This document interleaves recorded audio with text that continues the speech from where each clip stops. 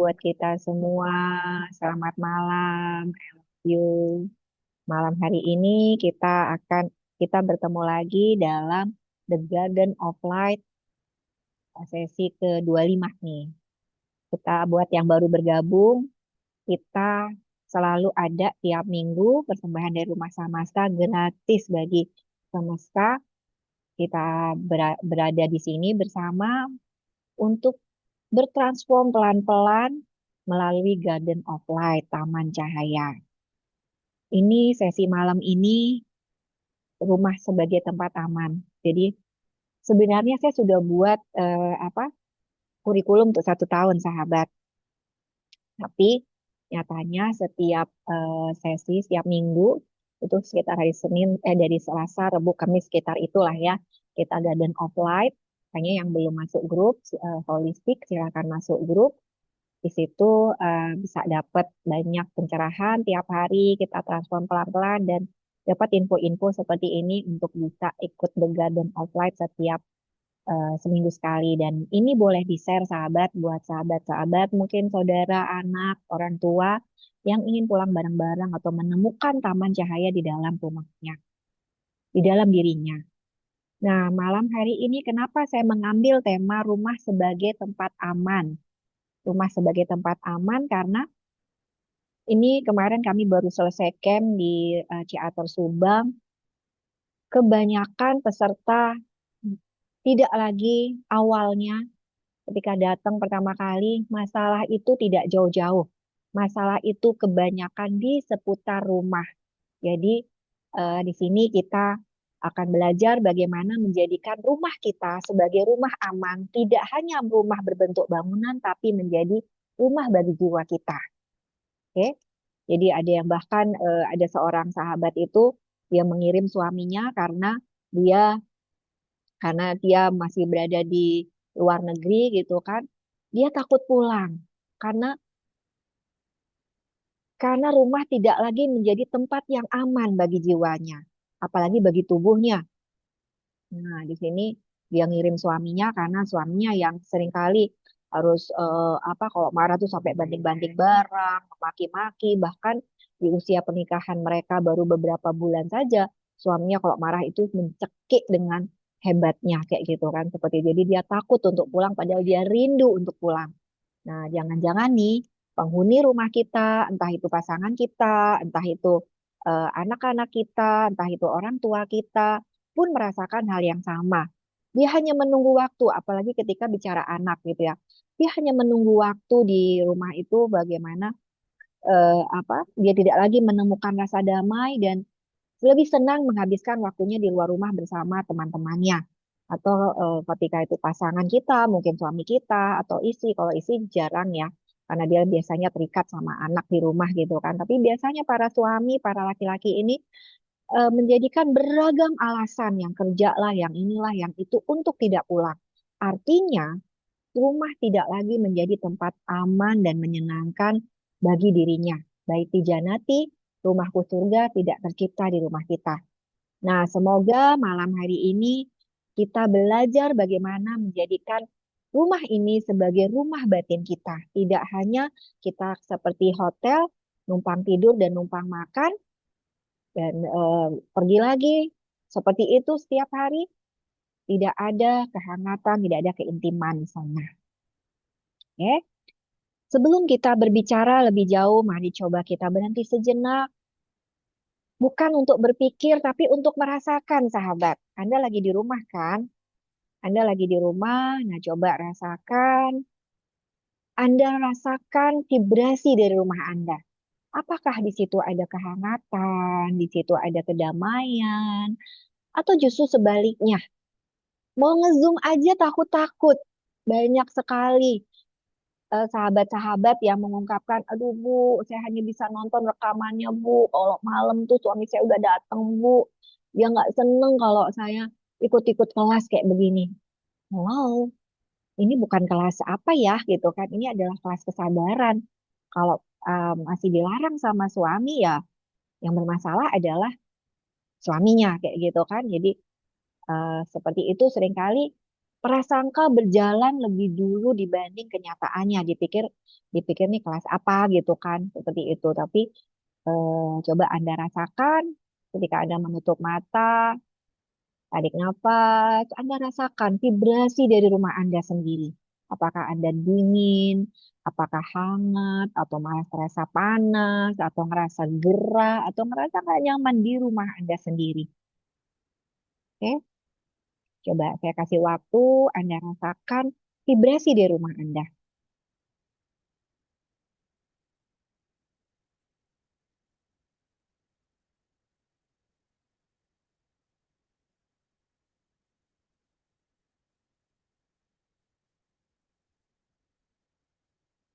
Seringkali bahkan merasa di rumah itu tidak punya hak untuk bicara.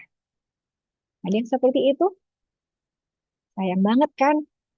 Rumah yang seharusnya tempat yang indah untuk kita menghabiskan waktu kita, ternyata tidak bisa menjadi rumah yang menyenangkan dan mendamaikan bagi diri kita. Rumah di sini seharusnya menjadi tempat bahwa kita boleh lelah di situ, kita boleh jujur, dan menjadi apa adanya diri kita. Nggak pakai topeng, nggak pakai harus bagaimana-bagaimana. Tidak. Namun bagi banyak orang nih, sahabat, rumah malah menjadi tempat di mana kita harus menahan diri, menahan emosi, menahan kata-kata, bahkan menahan luka-luka kita. Sebelum saya bicara jauh, suara saya bagus nggak? Terdengar jelas nggak? Jelas-jelas. Jelas ya.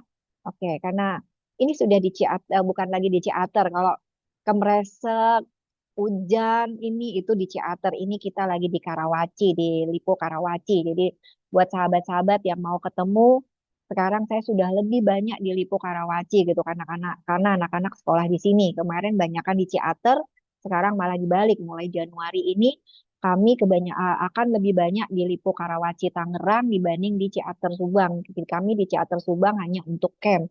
Selebihnya kami 3 minggu ada di sini. Jadi buat sahabat yang mau bertemu Jakarta silahkan. Jangan bilang baru di Bekasi aja bilangnya jauh Bu. Aduh, jauh atau dekat itu adalah terkait dengan mindset Anda gitu kan. Orang yang di Australia aja datang, di Amerika datang, di Vietnam aja pernah ada datang tuh duta besarnya ada datang hadir di camp. Kemudian dari Malaysia, Singapura itu semua bisa hadir gitu kan. Jadi sebenarnya jauh dekat itu adalah masalah mindset.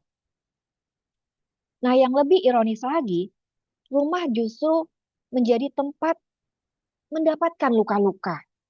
Ini yang paling menyedihkan gitu. Jadi banyak ternyata terjadi apa namanya luka-luka di diri anak kita itu terjadi karena kita sebagai orang tua yang sedang membuat luka-luka itu gitu kan.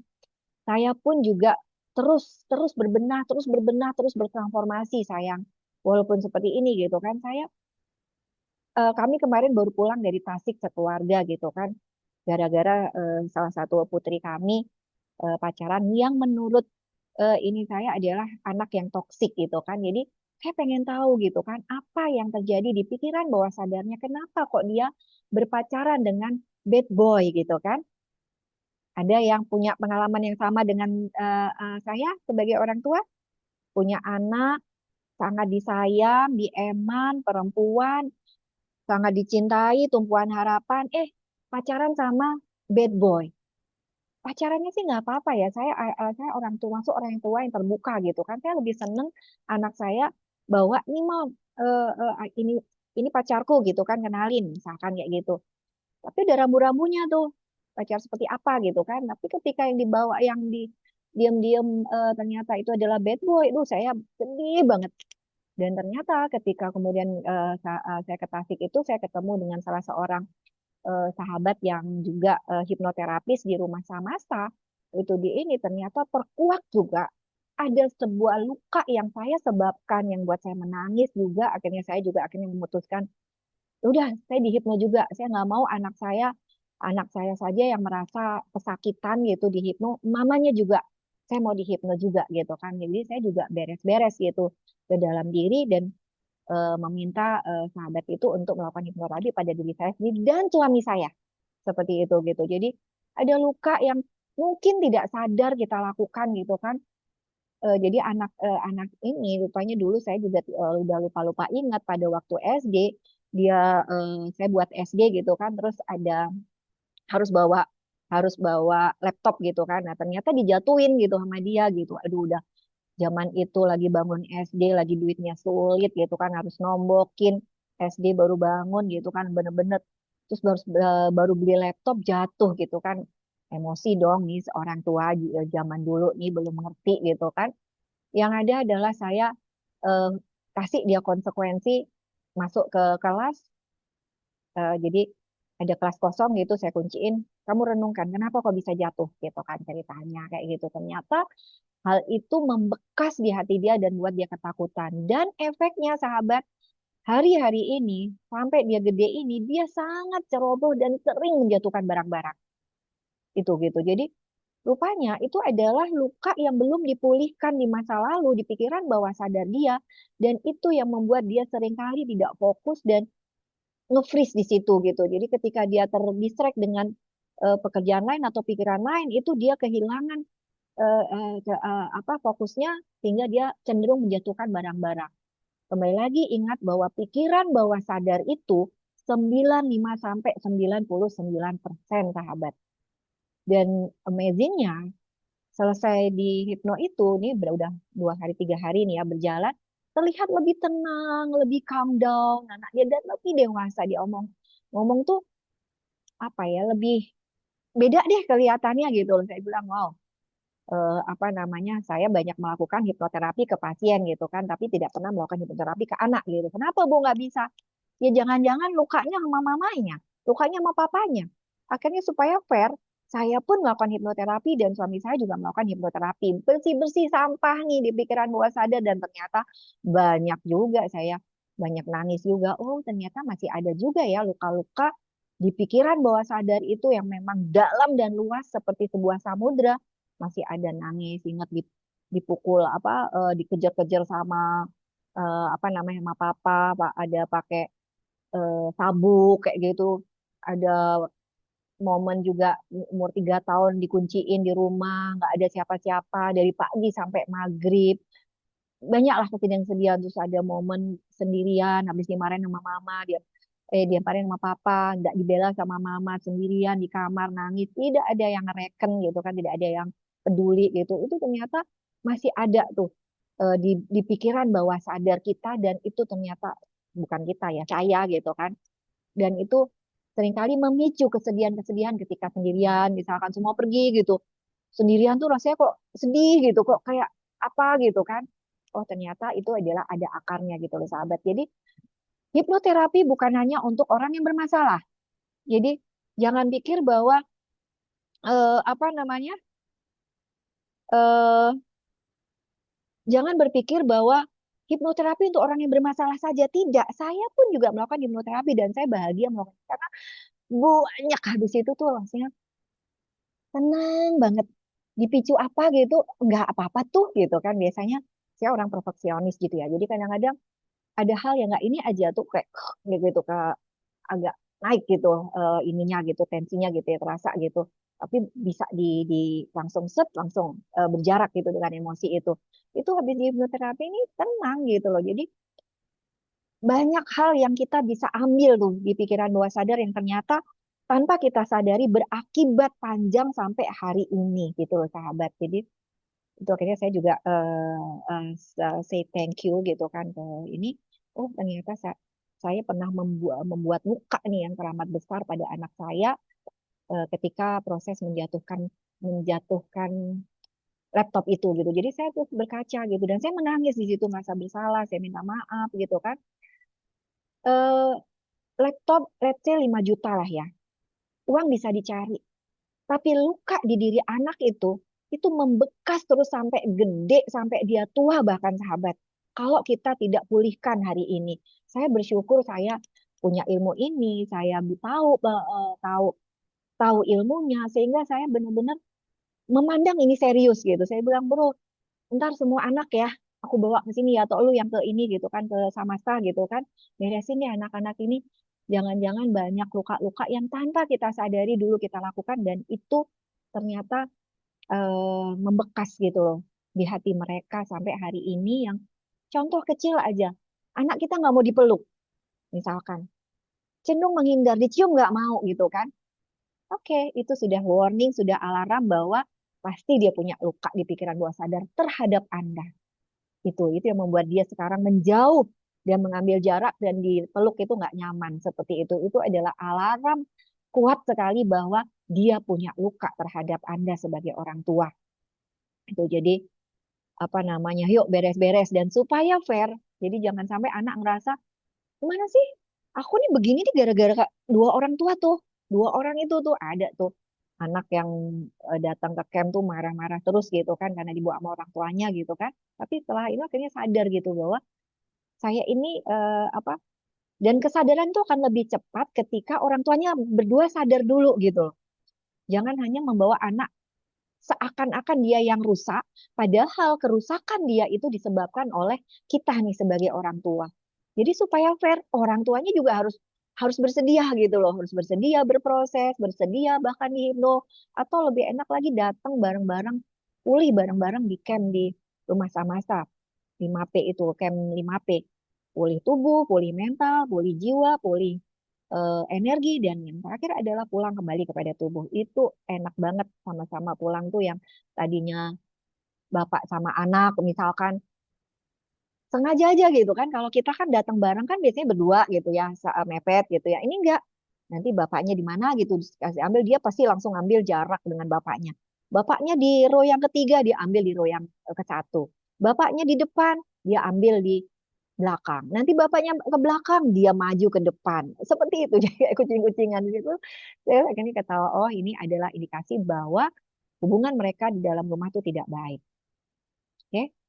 Nah, ada mungkin sahabat tinggal di rumah yang indah dan memang banyak banget sahabat-sahabat yang menengah ke atas bahkan high class gitu, bukan lagi middle ya, tapi udah high class hadir di camp dan merasakan bahwa ternyata rumah yang saya bangun indah ini udah, bahkan ada konglomerat tuh pernah datang ke tempat camp kami gitu kan, akhirnya mengakui bahwa tidak menjamin bahwa kekayaan, rumah yang besar, anak-anak yang disekolahkan dengan setinggi mungkin, terus kemudian hubungan di rumah tuh baik. No, sahabat.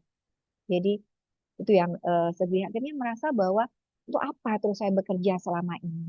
Kan gitu. Tinggal di rumah yang indah, besar, tapi hatinya selalu waspada. Ada yang pulang ke rumah, tapi tidak pernah benar-benar merasa pulang. Bahkan menghindar untuk pulang. Malam ini kita tidak sedang membahas rumah sebagai bangunan tersebut, kita sedang menyelami rumah sebagai ruang batin, ruang di mana jiwa seharusnya bisa bernafas lega, ruang di mana kita tidak boleh berpura-pura kuat lagi, ruang di mana rasa aman boleh tumbuh di dalam rumah kita. Garden of Light malam ini bukan ruang untuk menghakimi siapapun. Ini akan menjadi malam ini akan menjadi ruang bagi kita semua untuk merasakan dengan jujur apakah rumah kita hari ini sungguh-sungguh sudah menjadi tempat aman bagi jiwa kita, bagi jiwa semua penghuni rumah, tidak hanya kita. Jika pertanyaan ini menyentuh hati Anda, sahabat, izinkan dia tinggal sejenak. Nggak perlu dijawab. Tidak perlu diperdebatkan, cukup hadir hari ini, karena kesadaran selalu dimulai dari keberanian untuk merasakan apa yang kita rasakan di dalam diri kita, sahabat. Oke, supaya acara ini membawa transformasi kepada diri kita dan keluarga, mari kita berdoa dulu. Kita minta Allah hadir sepenuhnya untuk membersamai. Allahnya sih selalu hadir ya. Allahnya selalu hadir, kitanya yang mengkonekkan dengan kesadaran Tuhan ini. Oke, mari kita tundukkan sejenak hati kita, pikiran kita. Saya akan bimbing dalam bahasa universal. Bismillahirrahmanirrahim, atas nama Tuhan Allah yang Maha Mengasihi. Ya Allah, ya Tuhan kami, dalam hening malam ini, kami datang dengan segala yang ada di dalam diri kami. Ada lelah yang belum sempat kami ucapkan. Ada luka yang belum kami simpan, yang masih kami simpan. Belum kami lepaskan. Ada harapan untuk merasa aman dan diterima. Ya Tuhan, lembutkanlah ke hati kami malam ini. Jika selama ini rumah kami belum sepenuhnya menjadi tempat yang menenangkan, ajarkan kami terlebih dahulu untuk menemukan rasa aman di dalam diri kami sendiri. Hadirlah di ruangan ini, Tuhan. Di antara kata-kata yang kami dengar, di dalam keheningan yang akan kami rasakan, bimbing kami untuk mendengar tanpa menghakimi, memahami tanpa menyalahkan, dan menerima tanpa paksaan. Kami serahkan waktu ini di dalam kasih dan kebijaksanaan-Mu. Jadikan pertemuan ini ruang pemulihan, ruang kejujuran, dan ruang pulang bagi jiwa kami. Amin.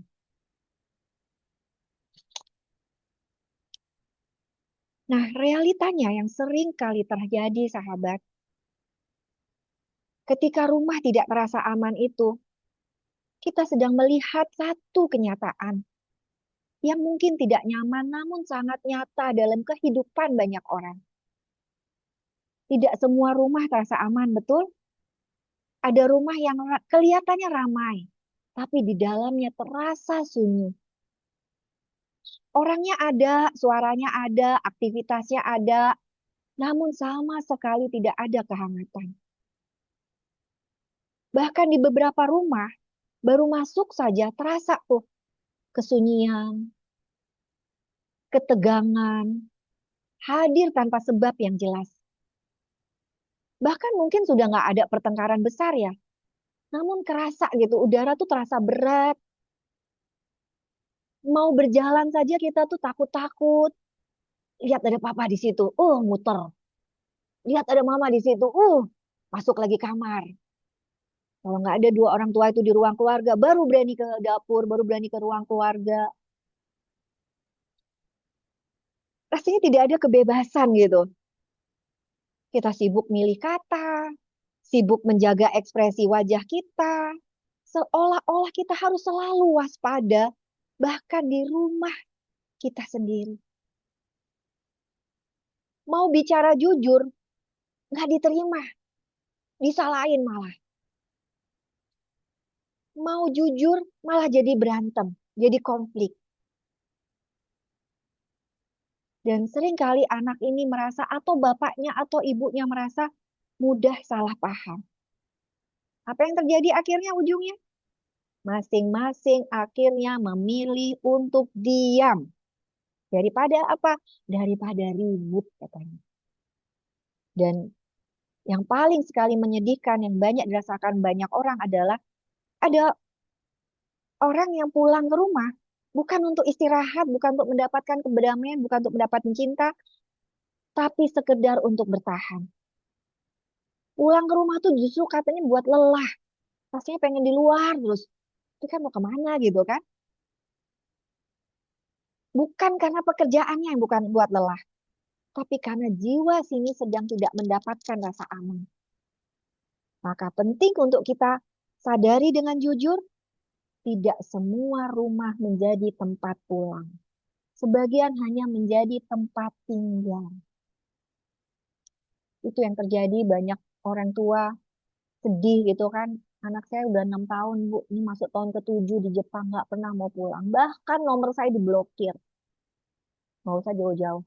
Kakak saya pun dulu itu di Jakarta, kami di Mataram, di Lombok, itu saya ingat sekali 7 tahun nggak pulang. Ketika akhirnya pulang di tahun ke-8, Lebaran tahun ke-8,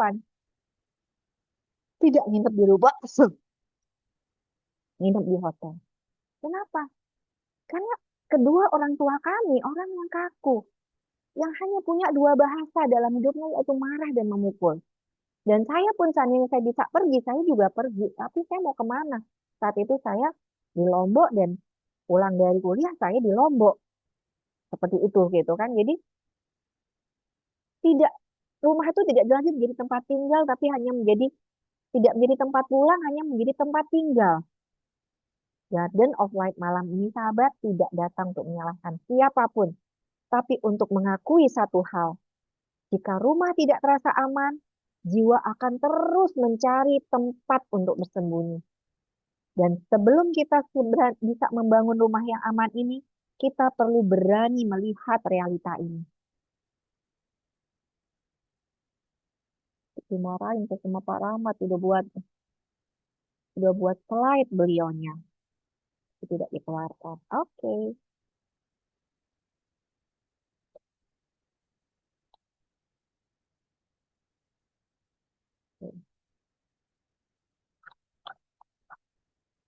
Apa itu rumah bagi jiwa? Makna rumah dalam bentuk yang lebih dalam lagi adalah bukan tentang ukuran bangunannya, bukan tentang lokasinya, bukan tentang kelengkapan fasilitasnya. Rumah bagi jiwa adalah tempat di mana kita bisa merasa aman tanpa harus sempurna. Tempat di mana kita tidak perlu selalu kuat, tidak perlu selalu benar, tidak perlu selalu harus terlihat baik-baik saja. Rumah bagi jiwa adalah tempat di mana kita diterima tanpa harus menjelaskan diri. Kita tidak perlu membela perasaan-perasaan, tidak perlu membuktikan niat baik, tidak perlu takut untuk disalahpahami. Rumah bagi jiwa ada tempat di mana kita didengar dan tanpa dihakimi. Perasaan-perasaan kita dihargai, perasaan-perasaan itu valid, tidak langsung dibantah, cerita tidak langsung dinilai, air mata tidak dianggap berlebihan. Dan rumah bagi jiwa ada tempat di mana kita dipeluk tanpa syarat. Bukan pelukan fisik semata, sahabat, tapi pelukan batin. Rasa bahwa keberadaan kita cukup dan berharga. Inilah yang sering tidak disadari. Jiwa butuh rasa aman sebelum ia bertumbuh. Tanpa rasa aman, jiwa sesungguhnya hanya bertahan. Ia menutup diri, ia bersembunyi, hidup dalam kewaspadaan.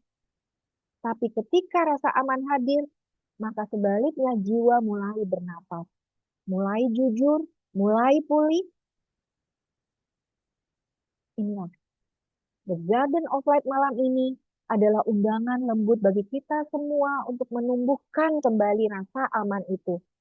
Yang pertama, rasa aman itu adalah di dalam diri kita sendiri. Saya ingat sekali saya punya sahabat dulu waktu SMA gitu. Kalau Lebaran itu saya paling rindu berada di rumahnya. Karena apa? Dia bersaudara 8. Ketika pulang nih kakak-kakaknya semua gitu ngeriung di dalam, sak mantu, sak cucu, sak ponakan, sak apa gitu kan. Itu rumah kecil, nggak bagus-bagus sama juga gitu kan. Dari ruang tamu, ruang keluarga itu semua ngegoleran. Semua tuh saling sayang, saling gelendot, saling ini, saling ini bapaknya ada di kakinya saling pijat, ada yang di atas mijitin pundak, ada yang mijitin apa tangan, ada yang mijitin kaki, bapak, ibu, nenek, kakek nih ya maksudnya udah ini gitu kan. Saling ngegoleran, saling bercanda, saling ledek, saling nanti nangis, tapi nangisnya tuh nangis oh gimana nih kayak gitu tuh, nangis manja gitu loh, nangis yang dirindukan gitu loh.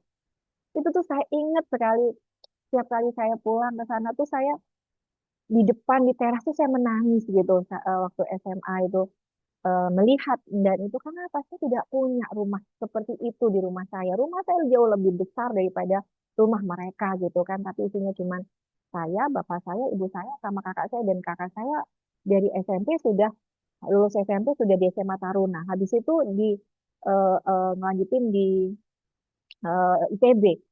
Habis itu kerja udah nggak pernah pulang. Jadi cuman bertiga aja, cuman diem-dieman. Terus kalau nggak gitu salah dikit marah, meledak, papa, mama. Seperti itu gitu. Jadi saya nggak punya dulu rasa itu gitu kan. Sehingga ketika merasakan itu tuh saya hanya bisa menangis gitu di dalam tuh. Saya tuh nggak punya ya rumah seperti itu gitu kan ya.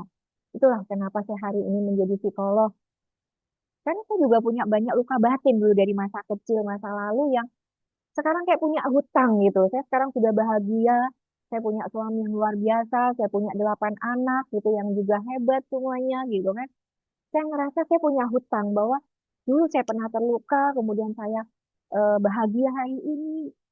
Saya punya hutang untuk membahagiakan juga banyak orang di luar sana yang belum bahagia. Itulah kenapa ada Garden of Light, kadang-kadang kita buat meditasi, terus kemudian kita buat camp. Jangan berpikir bahwa saya sedang jualan camp, sayang.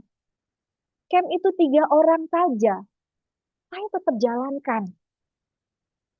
Camp kemarin cuma berapa orang ya? 6 orang. Tetap berjalan. Padahal sudah pasti kalau itu camp di bawah 10 orang, saya pasti nombok. Karena apa? Banyak kru dilibatkan. Dan saya membangun rumah Samasta di Ciater Subang itu hanya dipakai camp 1 bulan sekali. Saya tidak buka untuk hotel. Saya tidak buka untuk yang lain.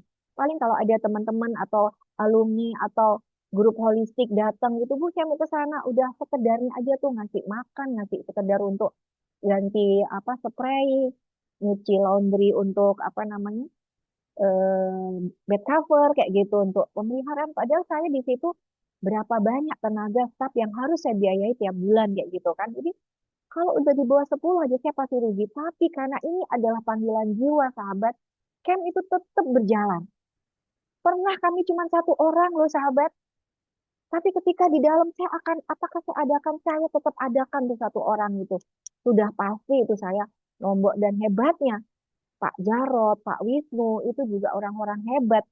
Seringkali dia pun tidak mau dibayar, padahal jauh-jauh datang dari Jakarta mengcancel, mengadvokasikan waktu untuk camp. Kalau sudah camp di bawah 10, udah biasanya mereka udah nggak mau ambil tuh fee-nya. Udah buat Ibu Sinta aja udah pasti ini nombok gitu kan. Seperti itu, saya. Ini saya bukan jualan camp ya. Ini adalah bentuk cinta kami gitu loh. Bentuk cinta kami bahwa kami hari ini bahagia. Kami ingin membahagiakan kebahagiaan itu. Please dong, kenapa kok hari ini masih banyak yang menderita dan akhirnya sakit gitu kan?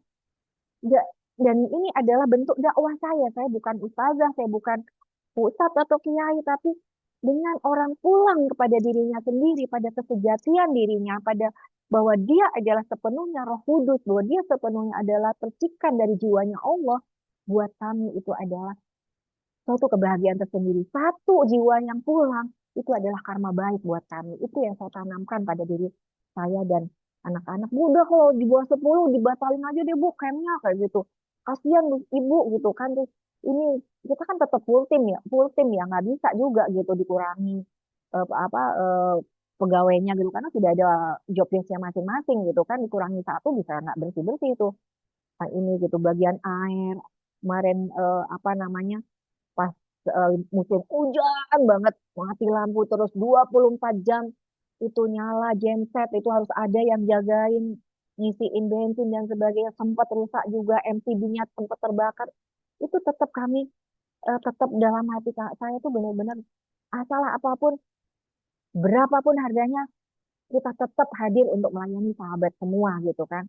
Itu adalah hutang saya pada semesta ini, sahabat. Saya sedang mengembalikan kebahagiaan yang saya terima bagi semesta juga.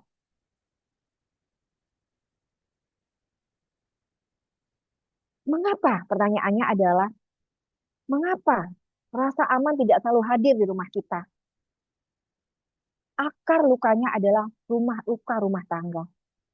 Jika rumah seharusnya menjadi tempat aman, lalu mengapa bagi banyak orang rasa aman itu tidak hadir? Jawabannya seringkali tidak sesederhana yang kita kira. Kenapa? Karena banyak luka di rumah yang bukan terjadi karena niat buruk, bukan karena dia jahat. Papa saya kenapa dia mukulin, sering ngejer-ngejer gitu kan, pakai sapu, pakai rotan, pakai sabuk, bukan karena dia jahat, karena dia dulu juga dibesarkan seperti itu. Dia juga punya banyak luka dulu di masa lalu. Juga bukan karena pola luka yang, tetapi karena pola luka yang diwariskan turun-turun temurun. Jadi dari kakek, ke papa, terus ke saya, semoga tidak menyiksa anak-anak. Cara kita marah, cara kita diam, cara kita menyakiti tanpa sadar, seringkali adalah cara yang dulu kita terima. Tadi pagi baca kan di grup, cara kita marah hari ini itu adalah warisan dari adalah kemarahan kita yang kita terima dari orang tua kita. Luka yang tidak disadari ini akan terus berjalan dari satu generasi ke generasi berikutnya. Jadi seringkali saya bilang, adil nggak sih kita sedang mewariskan luka?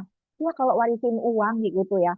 Yang kita wariskan kebanyakan ini adalah luka-luka kita sendiri kepada anak-anak kita, kepada suami kita, kepada istri kita. Banyak emosi di rumah itu dipendam terlalu lama.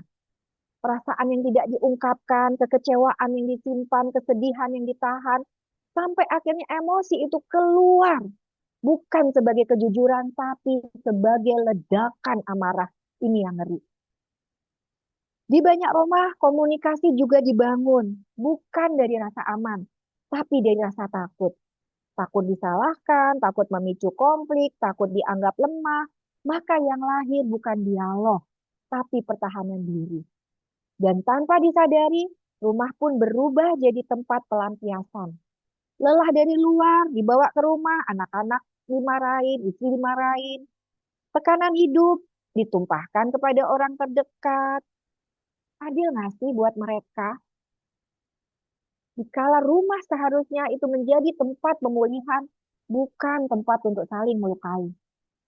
Karena itu penting bagi kita hari ini untuk menyadari satu hal, banyak luka tidak lahir di luar rumah, tapi tumbuh diam-diam di dalamnya. Jadi luka itu kadang-kadang sering kali ya, bukan lagi kadang-kadang, bukan di luar sayang, tapi di dalam rumah kita sendiri luka itu diciptakan. Garden of Light malam ini tidak mengajak kita untuk mencari siapa yang salah, siapa yang benar, tapi mengajak kita untuk melihat dengan lebih jujur ke dalam diri kita sendiri. Pada pola apa nih yang sedang bekerja di rumah kita? Bagian mana nih yang perlu dipulihkan? Rumah aman itu dimulai dari dalam diri kita sendiri, sayang. Jika diri ini tidak aman, maka rumah pun sulit untuk aman. Dan rasa aman ini tidak bisa dituntut dari orang lain. Anda masing-masing pribadi bertanggung jawab atas emosi-emosi Anda sendiri. Saya paling sebel kalau dengar nih. Saya nih marah nih gara-gara kamu yang mancing emosi saya. Hello, nggak ada kali ya orang yang demikian gila gitu, ibarat itu macan, terus lagi kita ulik-ulik gitu, apa namanya tumisnya supaya macan marah. Oke, seringkali kan seringkali terjadi seperti itu. Nanti istrinya juga balik bilang gitu, saya begini nih gara-gara kamu juga. Terus siapa mau disalahin? Saya begini karena kamu begitu, yang di situ juga saya begini karena kamu begitu. Terus siapa yang bisa potong mata rantai? Saya kasih tahu bisik-bisik ya, yang waras ngalah. Terus seringkali saya bilang bahwa terus siapa Bu yang harus memulai duluan? Sing waras. Jadi ketika orang tua dulu sering ngatakan udah ngalah wis wis wis wis wis sing waras ngalah wis wis wis sing waras ngalah. Itu bukan sebenarnya bukan olok-olok ya, itu sebenarnya pemantik kesadaran bahwa yang ngalah itu duluan itu adalah yang waras, yang sadar. Nah, seringkali ngalah itu kita maknai sebagai apa? Saya pernah tuh buat tulisan mengalah. Itu berasal dari dua kata nih. Meng sama kalah, nanti juga jadi mengalah, sama meng dengan Allah. Allah tetap juga jadi mengalah. Pertanyaannya, hari ini Anda sering mengalah di dalam rumah, apakah itu sedang mengkalah atau sedang mengolok? Itu dua hal yang berbeda, sahabat. Kebanyakan pasti sedang menjawab, mengkalah, Bu. Kenapa? Supaya nggak ribut, Bu. Supaya nggak berantem, Bu. Yang ada semua emosi-emosi itu kita pendam di dalam. Kita sering berharap nih, pasangan dulu dong yang berubah. Anak ngerti dulu dong. Situasi membaik dulu dong. Baru kita bisa merasa aman. No, sahabat. Mau sampai Monas pindah ke Papua, nggak akan bisa kita mendapatkan rasa aman itu dari orang lain, sayang. Rasa aman itu perlu ditumbuhkan dari dalam dirimu. Karena seaman apapun rumah itu dibangun, jika di dalam diri kita ini sedang tegang terus, ini tuh tegang, penuh kemarahan, penuh kesedihan, kewaspadaan, dan banyak luka-luka yang belum selesai, belum dipulihkan, rumah akan tetap terasa tidak tenang. Dan itu semua saling memvibrasi. Dan vibrasi terbesar itu biasanya berasal dari orang tua. Atau artinya kalau kita hari ini sebagai figur otoritas, orang tua itu adalah diri kita sendiri. Oke? Karena apa namanya? Anak-anak dan pasangan mungkin tidak selalu mendengar apa yang kita katakan. Apa yang kita katakan tidak selalu dengar. Tapi mereka akan sangat peka, sayang, terhadap energi yang kita bawa. Mereka sedang merasakan nada batin kita. Mereka menangkap ketegangan kita. Mereka hidup di dalam emosi yang tidak selalu bisa terucap. Seringkali orang tua nih, apalagi kalau dari Batak, gitu kan, dari Madura, misalkan, atau dari kita bukan bicara etnis ya. Seringkali mereka mengatakan begitu. Saya ini orang Batak, Bu. Suara kesuruh keras, Bu. Atau orang Timur, orang misalkan seperti itu. Saya ini orang sini, Bu. Orang Timur biasa, ngomongnya keras. Nggak apa-apa ngomongnya keras, tapi vibrasi atau emosi yang menyertai suara itu loh yang ditangkap, bukan suara kerasnya. Kita suara keras nggak apa-apa, tapi kalau masih saya biasa teriak-teriak juga gitu di rumah gitu kan, tapi dengan nada seperti itu berbeda dengan nada "Jangan!" Sama kan teriaknya, tapi berbeda ada apa emosi yang menyertai suara itu, dan itu yang ditangkap, sayang, oleh orang anak-anak atau pasangan di sekitarmu. Karena itu rumah tidak pernah benar-benar aman hanya karena aturan dibuat rapi. Rumah menjadi aman ketika penghuninya mulai aman dengan dirinya sendiri.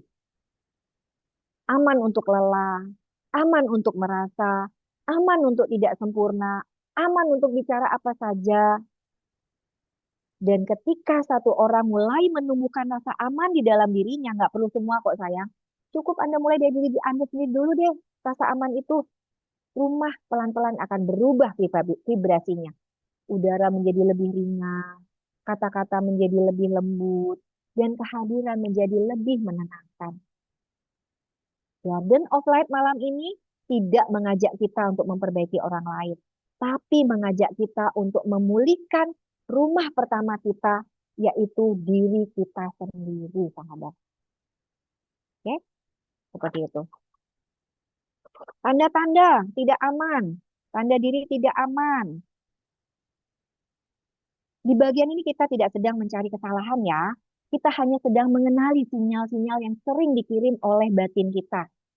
Ketika diri tidak merasa aman, ia jarang berkata-kata dengan kata-kata. Ia lebih sering berbicara lewat reaksi. Tantrum lah, banting-banting pintu lah, piring di meja makan dibanting-banting lah, nggak mau keluar kamar lah. Oke, itu adalah tanda dia sedang menunjukkan reaksi. Salah satu tanda yang lain adalah mudah tersinggung. Hal kecil jadi besar. Nada suara langsung naik. Sedikit aja ada trigger, nada suara langsung naik. Bukan karena situasinya berat, tapi karena batin sedang tegang. Tanda lain adalah sulit diam, sulit tenang. Ketika ada jeda, hati justru gelisah. Kita perlu sibuk, perlu suara, perlu distraksi. Ada yang masih malam masih nonton TV, kadang-kadang bukan nonton TV, tapi kita ditonton oleh TV. Rasanya kalau nggak nyalain TV itu nggak enak. Saya paling paling sebel tuh apa namanya rumah yang masuk misalkan pergi ke rumah saudara atau apa tuh semua TV nyala semua di semua kamar. Kok enak ya hidup kayak begini ya? Itu sebenarnya ciri-ciri bahwa dia tidak merasa aman dengan dirinya sendiri. Sehingga perlu ada distraksi, perlu ada suara yang lain. Diam, karena di situ diam tidak terasa tidak aman. Ada juga tanda-tanda orang tua yang perlu selalu merasa benar atau mengontrol. Bukan karena ingin berkuasa, tapi karena di dalam ada rasa takut untuk kehilangan kendali. Kemudian ada tanda yang lain adalah memilih menarik diri, withdrawal, atau justru meledak secara emosi. Bukan karena ingin berkuasa atau silent treatment, diam panjang, tanpa bicara, atau sebaliknya, emosi keluar tanpa saringan. Semua ini bukan tanda bahwa seseorang itu buruk, ini adalah tanda bahwa ada bagian diri yang belum merasa aman. Oke, Garden of Light malam ini tidak mengajak kita untuk menghakimi reaksi-reaksi itu, tapi mengajak kita mendengarnya dengan lembut, sahabat. Karena setiap reaksi yang dimunculkan oleh anggota keluarga itu adalah pesan, dan setiap pesan itu sebenarnya ingin minta dipahami, bukan untuk disalahkan, bukan untuk dikritisi, bukan untuk dianalisa, apalagi ditolak. Oke? Bagaimana untuk menumbuhkan rasa aman di dalam diri? Nanti di akhir kita tetap ada meditasi 30 menit ya untuk apa namanya? Pak Rahmat minta tolong Pak Kensa HP saya bawa ke atas Pak Rahmat. Oke. Bagaimana menumbuhkan rasa aman di dalam diri? Langkah jawab apa namanya? Langkah yang pertama adalah mengizinkan diri untuk lelah. Tidak harus kok Anda kuat terus-menerus. Tidak perlu merasa bersalah karena tidak sanggup memenuhi semua tuntutan. Saya beberapa hari ini lagi mengafirmasi itu gitu kan. Ada bagian dalam diri saya yang apa ngerasa saya tidur tuh sampai jam 2 malam, sahabat. Setiap hari. Saya berusaha balesin semua orang yang chat ke HP saya gitu. Saya balesin, berusaha balesin sedapat mungkin yang ada di grup. Walaupun mungkin tidak sempurna. Karena banyak banget grup saya. Jadi saya kemudian setiap malam itu saya maafkan diri saya. Saya afirmasi, kamu tidak harus, kamu boleh kok bilang gak kuat. Kamu boleh kok bilang lelah. Kamu tidak harus menyelamatkan semua orang.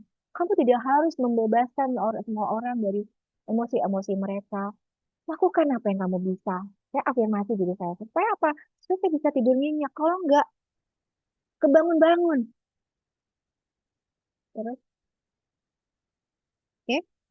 Jawabannya tadi, izinkan dirimu lelah. Anda nggak harus sempurna. Nggak perlu merasa bersalah karena tidak sanggup memenuhi semua tuntutan-tuntutan hidup ini. Mengizinkan lelah itu bukan tanda menyerah, sayang. Melainkan tanda bahwa kita mulai jujur pada diri kita sendiri. Oke? Langkah berikutnya adalah jujur pada perasaan-perasaan sendiri. Berani mengakui, aku sedang sedih, aku sedang marah, aku sedang takut. Bukan untuk melampiaskan, tapi untuk mendengarkan. Kemudian langkah selanjutnya adalah belajar mengurangi reaksi dan menambah kehadiran kita. Tidak semua perasaan perlu langsung ditindaklanjuti. Tidak semua dorongan-dorongan dari dalam diri ini perlu diikuti.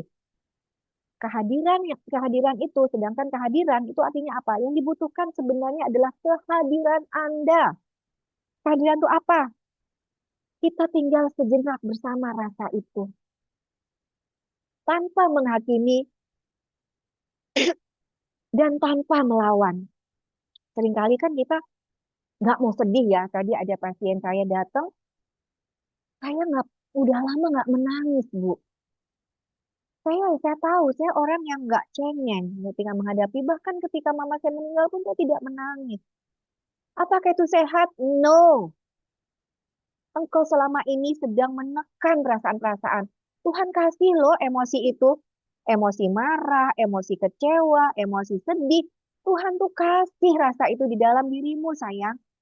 Untuk apa? Ngerilis emosi itu. Bukan untuk digelandoti, bukan untuk ditutup, bukan untuk ditekan. Tapi untuk diakui bahwa rasamu itu valid, sayang. Rasamu itu sah. Kamu boleh menangis. Yang kasihan tuh para laki-laki nih ya. Dari kecil selalu dengan doktrin, nggak boleh nangis. Ayo diam, cengeng. Sehingga apa? Dia menekan perasaan-perasaannya sendiri. Akhirnya apa? Jadi stroke. Data menunjukkan stroke dan penyakit-penyakit kardiovaskular, penyakit jantung itu lebih banyak diderita oleh laki-laki. Laki-laki itu 70% lebih beresiko jantung kardiovaskular stroke dibanding wanita. Kenapa? Karena dia sedang menyimpan emosi-emosi itu di dalam pembuluh darah, di dalam darah, dan itu beredar ke seluruh tubuh saya. Dan jantung itu adalah terkait dengan perasaan dicintai. Jadi para laki-laki rentan kena stroke, kena jantung. Kenapa? Karena itu tadi emosinya banyak disimpan. Kalau perempuan kan enggak kan, cari tempat curhat, nangis, udah gitu. Marah, dilampiasin kayak gitu. Pria seringkali tidak seperti itu gitu.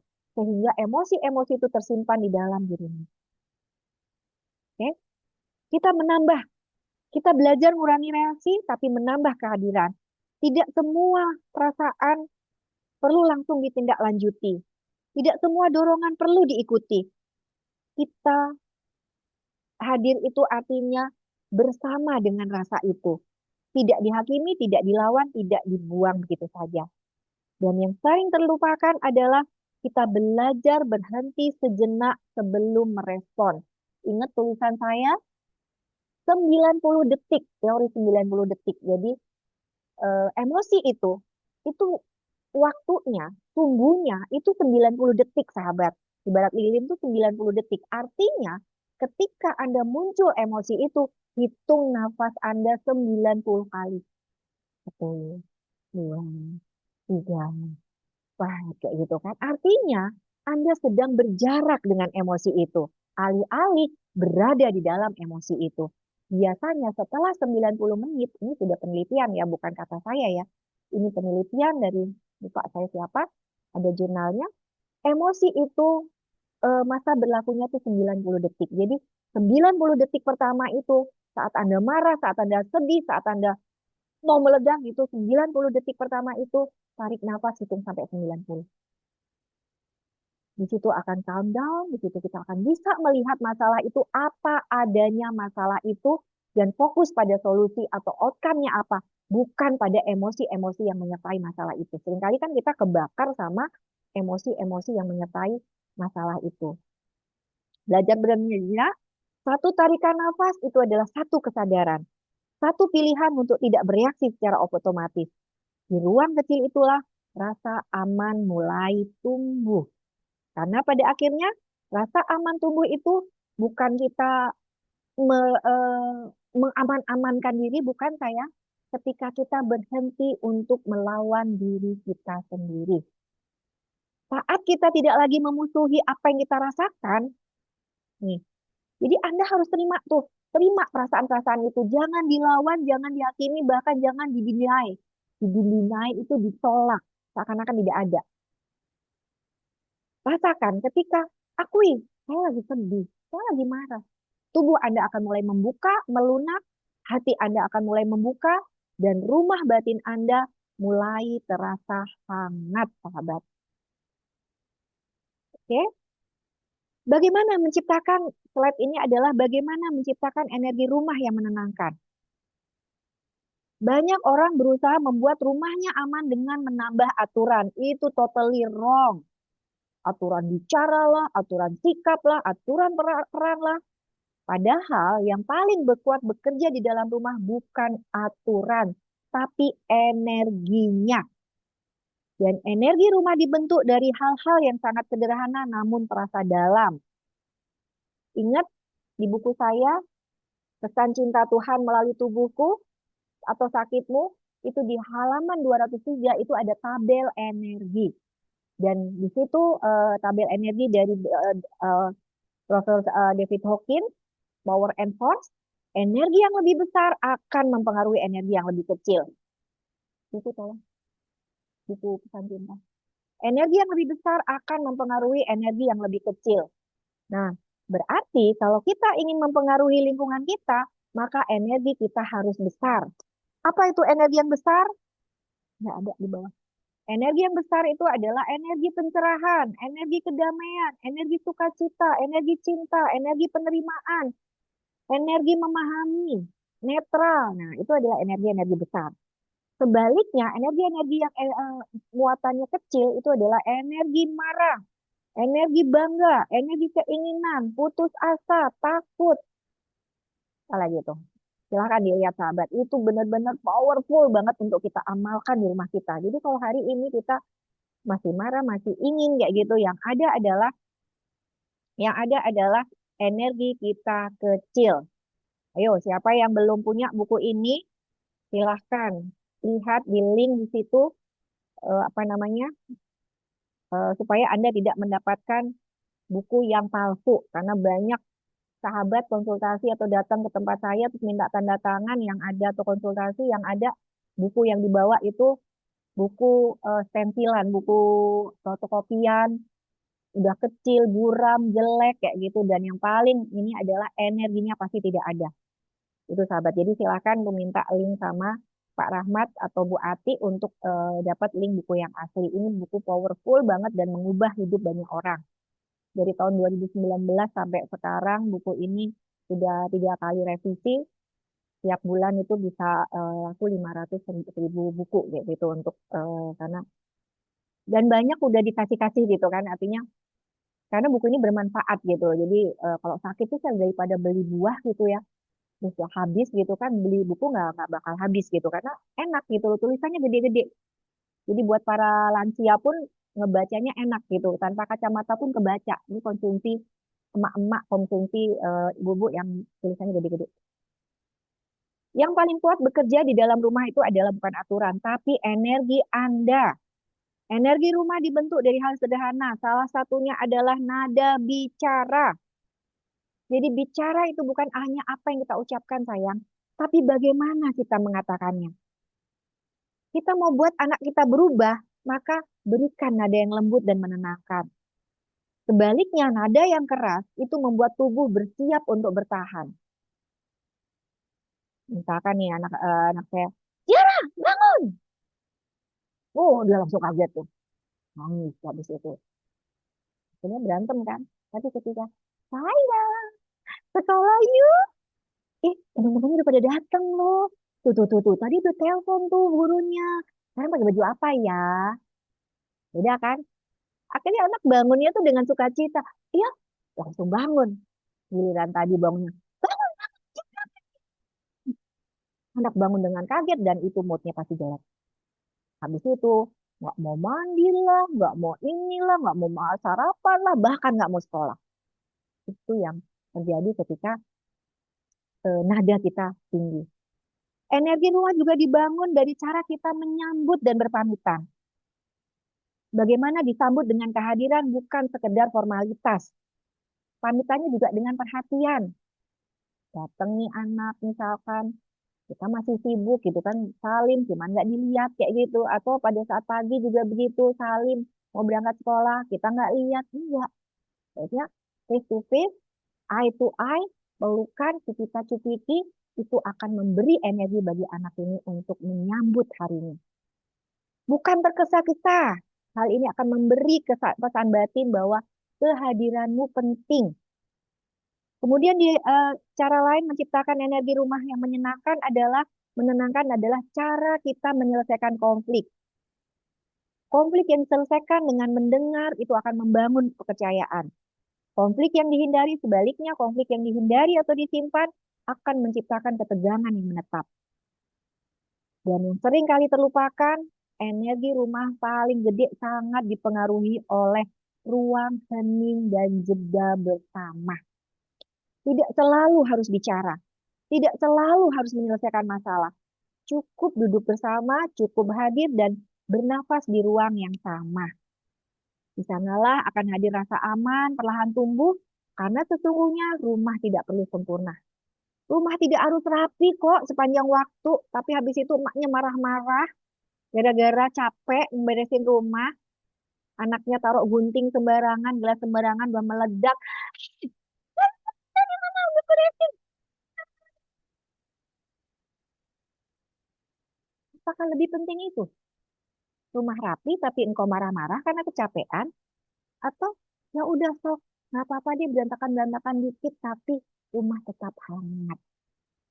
Rumah tidak harus bebas masalah, sayang. Rumah hanya perlu cukup aman. Aman untuk salah, aman untuk lelah, dan aman untuk kembali pulang. Terakhir, sebelum kita masuk meditasi, rumah sebagai ruang pemulihan, bukan medan perang. Dari bertahan ke beristirahat. Setelah kita melihat luka, setelah kita memahami akarnya, kita belajar menumbuhkan rasa aman, ini kita sampai pada undangan yang lebih dalam lagi, yaitu mengubah rumah dari tempat bertahan menjadi tempat istirahat. Seringkali rumah bukannya tempat istirahat ya, tapi tempat menjadi medan perang. Orang tuanya dan akhirnya menurun. Anak-anaknya atau kakak adik nih sering berantem. Kenapa? Karena sedang meniru apa yang dilakukan oleh kedua orang tua. Bukan perang fisik, tapi perang batin juga. Perang untuk selalu benar, perang untuk selalu didengar, perang untuk tidak kalah. Di medan seperti ini saya yakin semua orang di dalamnya akan menjadi lelah. Bahkan yang sedang teriak-teriak pun juga lelah. Karena nggak ada pemenangnya. Yang ada hanya kelelahan dan jarak yang ada makin jauh. Malam ini kita akan membuat transformasi sederhana namun mengubah segalanya. Dari saling menyalahkan menjadi saling memahami. Bukan berarti harus setuju terhadap semua hal, tapi berusaha melihat dari sudut pandang yang lain. Dari menuntut menjadi merawat. Dari yang seringkali kita katakan tuh, kamu ya seharusnya, menjadi kita ubah. Apa yang bisa aku lakukan agar kita aman? Kemudian langkah lagi yang lain adalah dari menahan menjadi menyembuhkan. Menahan itu hanya memperpanjang luka, sayang. Pengen marah tapi ditahan, pengen ini ditahan gitu kan. Kebanyakan menahan itu hanya memperpanjang luka. Sedangkan menyembuhkan itu memberi ruang bagi hidup untuk bernafas kembali. Rumah tidak perlu harus bebas konflik, sayang. Tapi menjadi tempat pemulihan. Justru dari konflik, kita akan belajar bagaimana menyelesaikan konflik dengan benar. Seringkali orang tua nih, kalau nggak berantem, diem-dieman. Maka pola itu yang akan anak-anak kita bawa nanti ketika mereka juga masuk ke dalam dunia nyata, di dalam kehidupan pertemanan mereka, dan di dalam nanti kehidupan rumah tangga yang akan mereka lalui. Jadi yang dibutuhkan adalah apa? Kehadiran yang jujur, hati yang mau mendengar, dan keberanian untuk melunak. Ketika rumah menjadi ruang pemulihan, kita tidak lagi pulang untuk bertahan, tapi pulang untuk sepenuhnya istirahat. Dan disitulah akhirnya jiwa bisa merasa aku aman. Seperti itu, sahabat. Oke, sebelum kita masuk ke sesi meditasi, silahkan ada yang mau bicara, ada yang mau tanya, jawab, ada yang mau pipis dulu, silahkan. Ada waktu 10 menit, silahkan.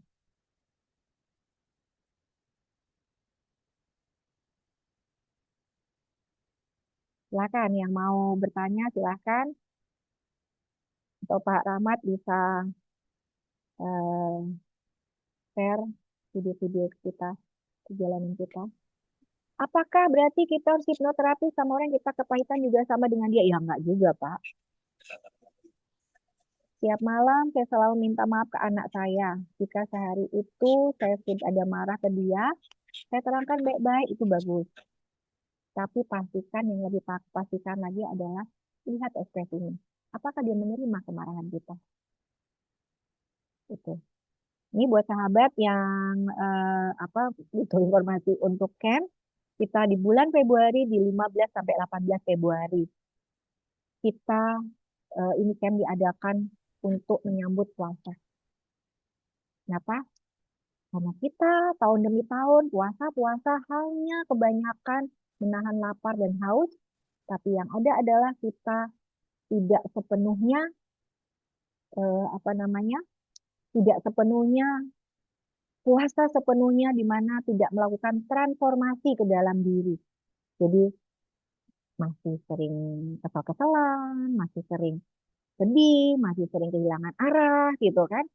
Nah, kita mau dong puasa kali ini dan nanti di ujungnya kita Idul Fitri, kita kembali Fitri suci, sudah kembali kepada jiwa Tuhan, jiwa Yesus, jiwa Tuhan Allah itu sendiri, jiwa Sang Hyang Widi itu sendiri hadir di dalam hidup kita. Itu makna sejati dari Idul Fitri. Jangan sampai kita melalui satu kali lagi Idul Fitri tahun ini dan tidak terjadi perubahan apapun dalam diri kita. Saya selalu katakan, ada jiwa, ada mental, ada energi, pulih itu ya, 5P, ada tubuh, ada energi, ada mental, ada jiwa, dan pulang kembali kepada Tuhan. Kita selama ini tanpa sadar hidup selalu di ruang mental kita. Di mana di situ banyak luka, banyak kesedihan, banyak kemarahan, banyak duka cita, banyak kecemburuan, iri hati, itu ruang mental dan Anda pasti lelah di sana. Sehingga apa? Yuk kita pindah yuk migrasi ke ruang jiwa. Di mana ruang jiwa itu benar-benar itu adalah bagian dari roh Tuhan.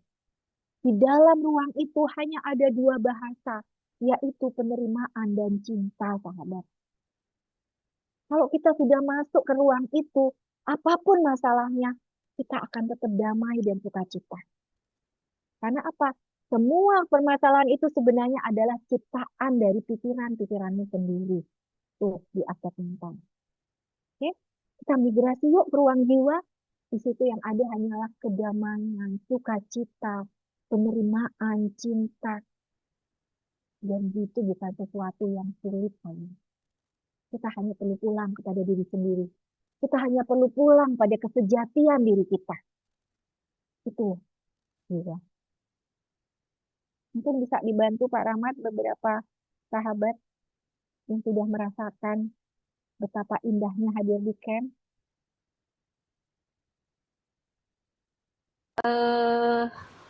Sedikit demi sedikit pas meditasi di situ saya merasakan bahwa Allah itu ada di diri saya. Saya baru merasakan itu sholat, saya merasakan ya Allah, ternyata ini wujud Allah sebenarnya di dalam diri ini, kata saya. Kenapa saya sampai mencari kemana-mana, sampai nggak tahu, penasaran Allah di mana, Allah di mana, saya nggak tahu wujudnya kayak apa. Ternyata wujud ini sendiri yang ada pada diri saya itu Allah. Kan Allah kan penuh kasih sayang. Kenapa saya kok enggak ya? Oh berarti ini mental saya, kata saya. Di situ saya merasakan ya Allah benar-benar dekat. Jadi sekarang kalau saya sholat udah gini aja, oh udah ada Allah di sini, seneng. Semoga ini terus berjalan sampai akhir saya gitu ya. Iya saya kepengen, maksudnya kepengen mengenal Allah. Saya benar-benar pengen tahu ya Allah itu katanya ada di saya, tapi mana gitu. Sekarang udah Ibu kenali. Ya, aku sekarang udah merasakan adanya Allah. Umur 9 tahun pengennya mengenal Tuhan, pengen ketemu gitu. Habis itu kena doktrin-doktrin yang membengkok-bengkokkan itu. Sekarang ya alhamdulillah bisa kembali. Tuhan Ar-Rahman Ar-Rahim itu. Sampaikan ke Ibu Sinta itu saya orangnya susah rileks. Tapi di tengah dan di akhir tadi baru saya agak rileks. Pesan saya, ya saya sangat bersyukur karena Tuhan memberi saya kesempatan ketika saya dalam pergumulan yang, dalam tanda kutip pergumulan yang sangat membuat saya, batin saya ini tersiksa. Tuhan bisa pertemukan atau mengantar saya ke tempat ini. Itu yang saya sangat syukuri. Perhatiin. Terus terang ya itu tadi yang Bu Sinta ajarkan merubah mindset saya banget. Karena ya itu Pak, dulu pikiran saya sangat rame dan itu yang harus saya ubah. Saya lagi belajar banget gimana supaya dengan pikiran saya yang rame itu bisa lebih hening, lebih diem. Ya udah, Allah akan nuntun yang lebih baik. Makanya suami dan anak saya mau ke sini buat saya alhamdulillah banget. karena saat saya mau berubah, suami saya belum berubah karena nggak tahu ilmu ini membuat saya up and down. Tapi somehow aku bener-bener rasanya tenang banget, malah nggak ada rasa takut sama sekali. Terus juga bener-bener berasa banget pertanyaannya kayak kita di dunia ini sebenarnya ngejar apa sih? Itu rasanya bener-bener kayak beban dunia tuh lepas semua, rasanya tenang banget. Jadi memaafkan itu kita menghapus memori yang luka di jiwa kita. Lukanya tuh hilang. Kenangannya masih ada, tapi tidak lagi kenangan yang menyakitkan gitu. Yang penting memorinya sudah tercabut dari jiwa. Jadi rasanya udah nggak ada, kenangannya masih ada, tapi sudah tidak ada lagi rasa sakitnya. Saya belajar untuk memaafkan diri. Terkadang kan kita buat salah, terus Keren kan? nggak Anak bisa 12 tahun nih, maafkan sahabat. diri ya. Jadi ini malam kayak mengingat kembali kejadian itu dan berusaha memaafkan. Apa tadi yang kamu maafkan diri kamu tadi? Yang paling top best. Mungkin agak nggak nurut sama orang tua. Terus habis itu kamu nyesel. Ya. Buat lagi. Nyesel. Terus buat lagi. Jadi sekarang kamu udah maafkan.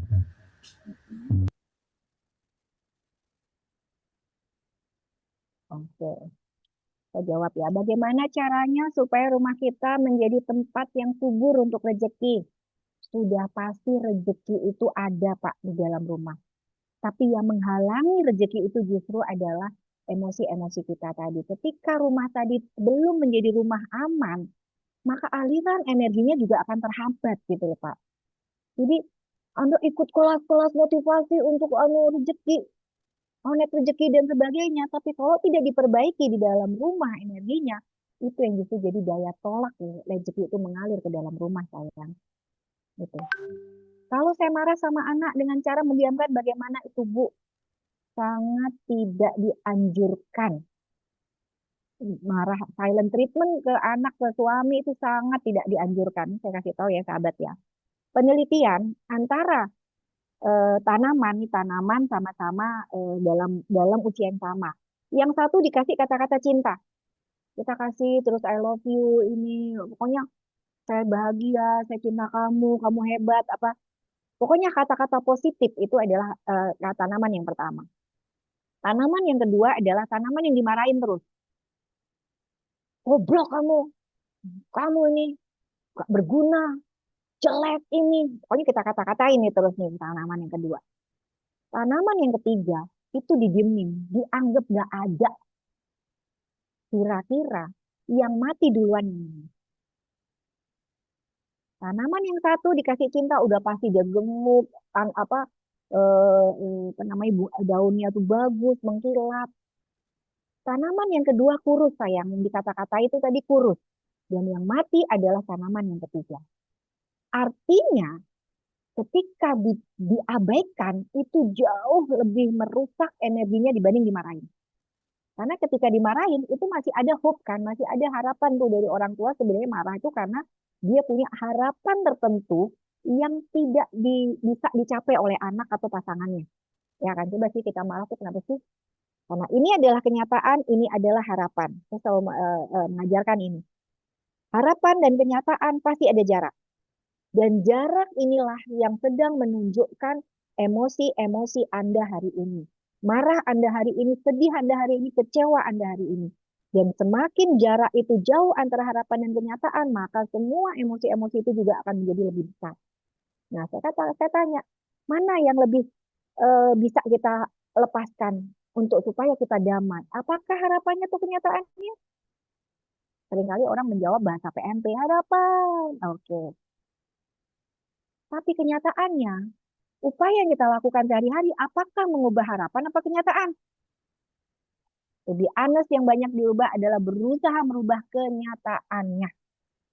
Itu. Jadi Tadi, ketika kita mendiamkan anak, kita sedang menganggap dia tidak ada gitu kan. Silent treatment. Itu jauh lebih menyakitkan saya. Terus gimana supaya nggak seperti itu? Ajak ngomong. Ungkapkan perasaanmu apa adanya. Tapi tidak dengan nada marah. Mama kecewa sekali sama kamu. Saya tahu nggak kenapa mama kecewa? Tidak dengan nada marah, tapi sedang mengungkapkan.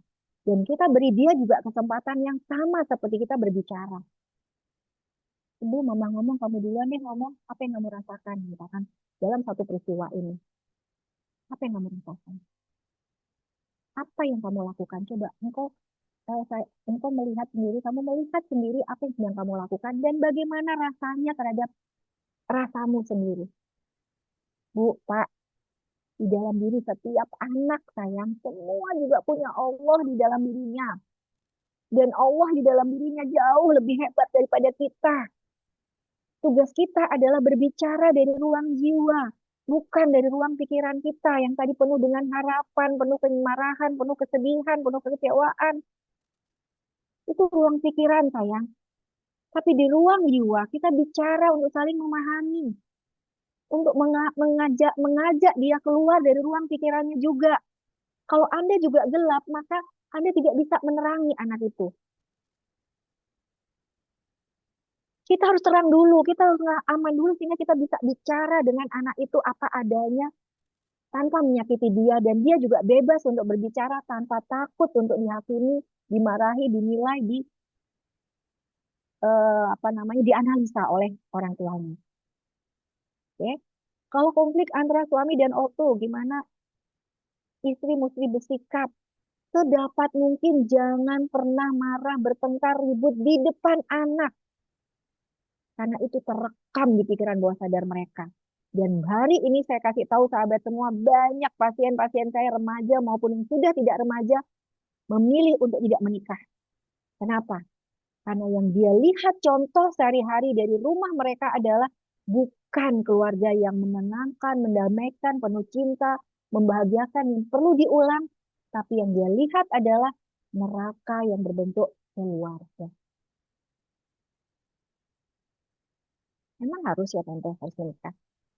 Ya nggak harus sih. Tapi kenapa kamu nggak mau menikah? Buat apa menikah kalau saling menyakiti? Siapa yang saling menyakiti itu? Yang dia lihat adalah contoh dari kedua orang tuanya. Ingat, pikiran bawah sadar itu 95-99%. Pintu masuknya ada 5. Yang pertama adalah figur otoritas sayang. Dan figur otoritas itu adalah kita sebagai orang tuanya. Kedua adalah muatan emosi tinggi. Nah, kalau yang dia lihat sehari-hari di dalam rumahnya dia ini adalah pertengkaran terus-menerus, ribut terus-menerus, maka yang ada di dalam diri dia adalah keluarga itu tidak menyenangkan. Menikah itu tidak menyenangkan. Bahkan laki-laki itu tidak menyenangkan kalau bapaknya suka ngamuk. Atau sebaliknya, ibunya sangat mudah emosian. Maka dia melihat bahwa wanita itu tidak menyenangkan. Akhirnya apa? Dia menjadi LGBT. Itu yang saya sedihkan hari ini. Semakin ke sini sahabat, kalau boleh di statistik setiap bulan saya mendapati pasien LGBT. Di mana sebelum tahun 2020 dulu saya jarang banget dapat pasien-pasien LGBT. Hari ini saya sering mendapat pasien-pasien LGBT dan saya sedih kalau ditelusuri akarnya tidak lain tidak bukan adalah berasal dari rumah yang tidak bisa memberikan rasa aman bagi dirinya. Siapa di situ penghuninya? Kan itu. Saya dalam situasi itu, Bu, lagi lelah, batin, buntu. Silahkan, Bu Eli. Ada admin di situ. Jangan biarkan kondisi ini. Karena ujungnya tubuh ibu yang kemakan dalam akhirnya ujungnya akan jadi sakit. Ada admin saya di situ, Anda bisa konsultasi via online. Atau ikut camp sekalian. Atau ikut kelas parenting, transformasi SPS, masa parent school, itu 1 tahun programnya. Jadi kalau Anda konsultasi ke saya kan ada biaya ya di situ ya yang setiap kali dikeluarkan karena dan konsultasi ke saya itu sebenarnya tidak mahal sayang. Sangat tidak mahal karena apa? 3 jam loh Anda konsultasi sama saya dengan jejak jiwa. Jadi sebenarnya kalau dirupiahkan sangat murah gitu loh. Anda potong rambut aja udah berapa gitu kan. Nah, apa namanya? Itu ada Samasta Parent School, itu didampingi selama 1 tahun. Anda boleh bayar bulanan kalau berat.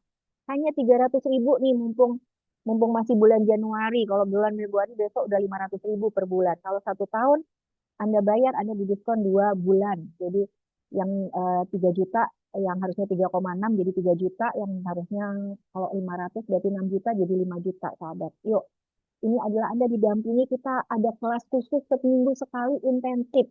Dan saya 24 jam ada di grup, sehingga Anda bisa apa konsultasi terus. Jadi Anda punya mentor yang mendampingi transformasi Anda sebagai orang tua selama 1 tahun penuh. Murah banget ini sebenarnya. Saya seperti kasus Bu Sinta, bagaimana kita healing kalau orang tua tetap marah-marah dan mereka tidak mau berubah. Hanya butuh 1 orang yang berubah, sayang, dunia pun akan berubah. Itu ada nanti materinya di energi kebangkitan kesadaran di camp, kayak gitu kan. Jadi bagaimana kita menghadapi lingkungan yang toksik. Orang lain nggak berubah nggak apa-apa, tapi kita berubah dulu. Kita berubah, energi kita besar, itu yang akan bisa memvibrasi lingkungan kita. Jika sudah terlanjur terluka karena orang tua, bolak-balik minum obat, psikiater, bolak-balik minum obat, jadi belajar mbak tadi saya ada buat energi saya lemah. Silahkan Bu Atnyani buat janji sama saya. Ya puji Tuhan, alhamdulillah banyak kasus seperti ini. Bahkan ada beberapa anak yang schizofren, yang bipolar, yang depresi, yang udah pernah bunuh diri bolak-balik gitu kan, upaya bunuh diri nggak berhasil. Alhamdulillah hari ini mereka menemukan dunianya dan tetap bertumbuh sesuai fitrahnya gitu. Karena saya pendekatannya bukan lagi pendekatan holistik, bukan hanya pendekatan psikologi saja Bu Atnyani, tapi pendekatan saya adalah pendekatan holistik gitu. Jadi apa namanya, silahkan kalau mau lebih full lagi silahkan hadir bersama anak di camp 5P tadi. Dan program lanjutannya 5P ini adalah Samasta Parent School ini. Oke. Jadi jangan sampai saling mempengaruhi, saling menulari satu terus menerus. Anak begitu, energi ibu jadi lemah, energi ibu lemah juga akan gimana orang lemah bisa menolong orang lain yang sedang terluka. Dan seperti itu. Ketika kita merasa kesal, terluka, marah, kecewa, kesedihan sama orang di rumah, apa lebih kita pindah ke rumah yang lainnya? No. Rumah yang terpenting adalah yang harus engkau jaga dan upayakan untuk aman dalam rumah dirimu sendiri dulu.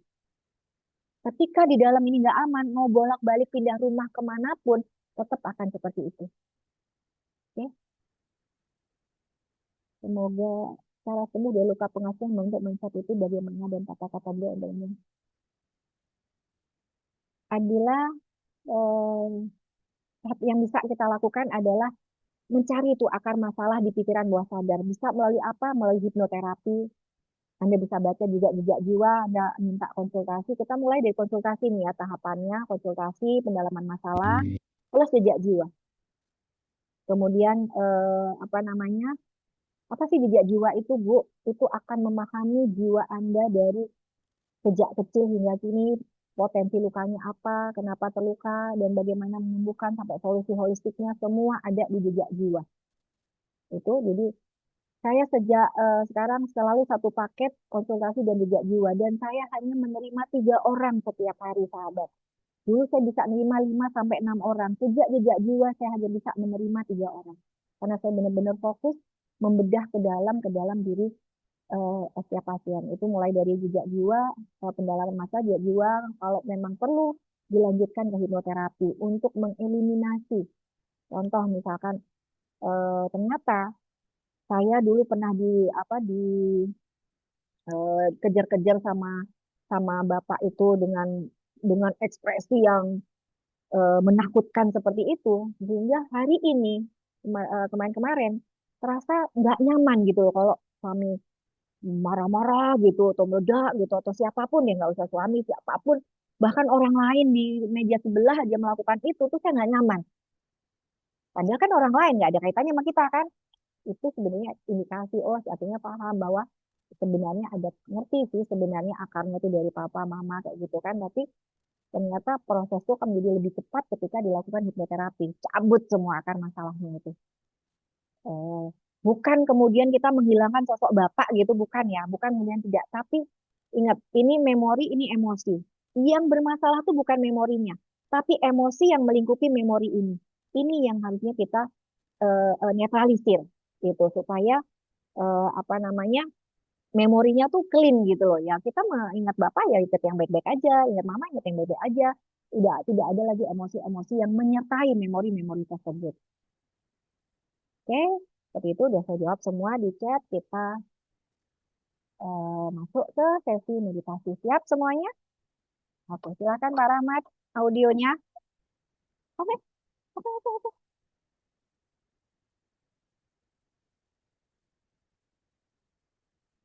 Bismillahirrahmanirrahim.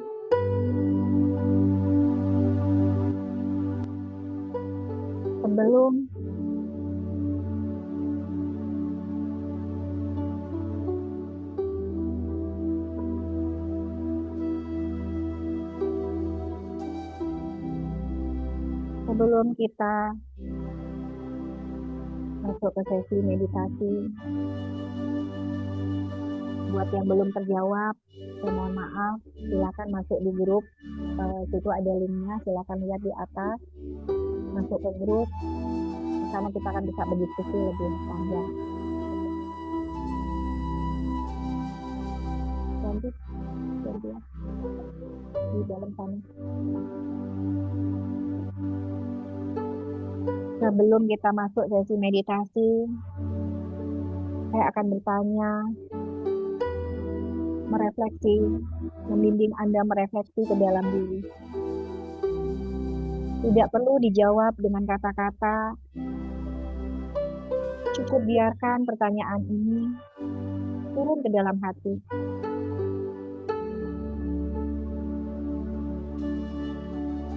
Apakah rumahku hari ini tempat aku bisa bernafas lega?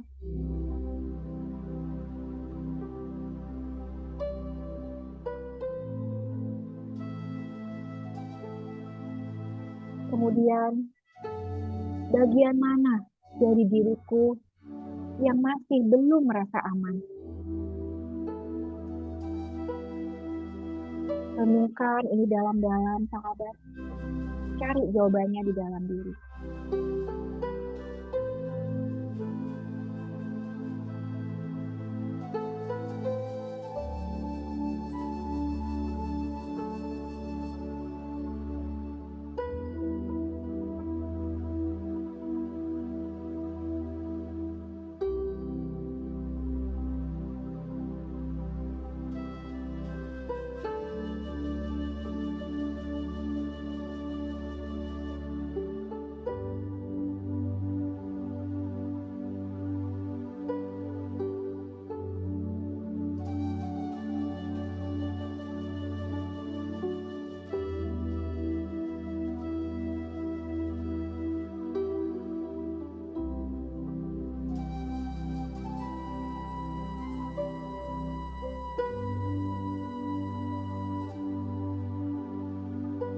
Silakan duduk dengan nyaman.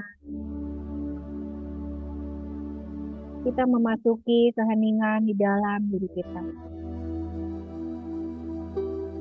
Tidak perlu tegak sempurna. Cukup aman. Dan pejamkan mata perlahan. Tarik nafas pelan melalui hidung. Hembuskan perlahan melalui mulut.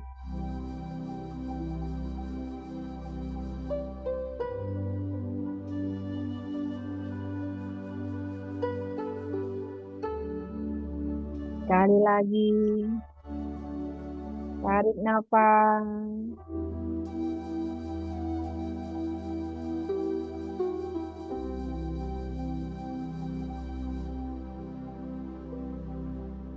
Pelan melalui hidung.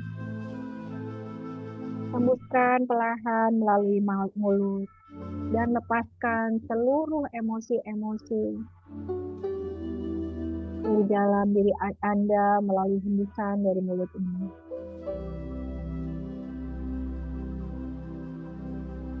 Malam ini tidak ada yang perlu Anda capai. Anda tidak perlu memperbaiki apapun. Anda hanya perlu hadir di sini dan saat ini dengan segenap rasa Anda.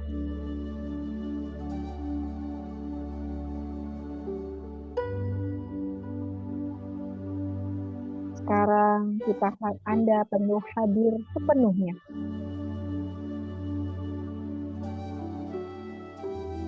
Sekarang kita hadirkan rasa aman di tubuh.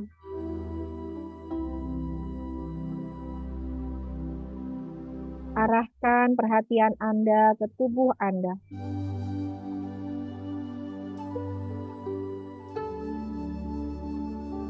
Rasakan titik-titik di tubuh Anda yang bersentuhan dengan kursi.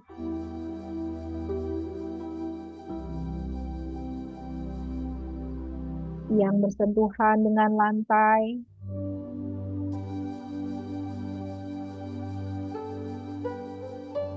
Yang bersentuhan dengan sandaran di tulang belakang Anda atau punggung Anda.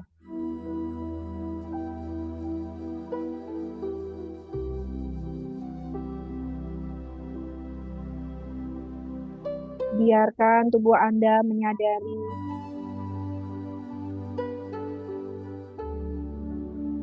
aku sedang ditopang.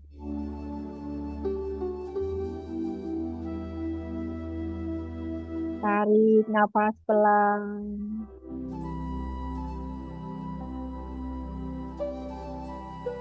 Dan saat menghembuskan nafas, izinkan bahu turun. Rahang melunak.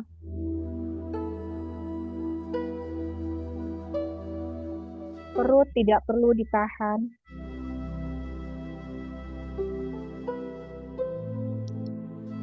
Jika tubuh Anda bisa berbicara, mungkin ia sedang berkata, "Aku ingin aman." Dan malam ini, kita mengizinkan diri kita untuk aman.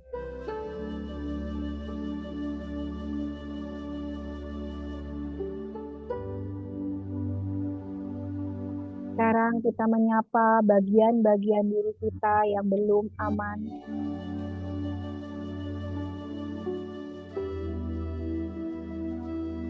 Izinkan untuk memunculkan satu bagian dari diri Anda yang selama ini sering tegang.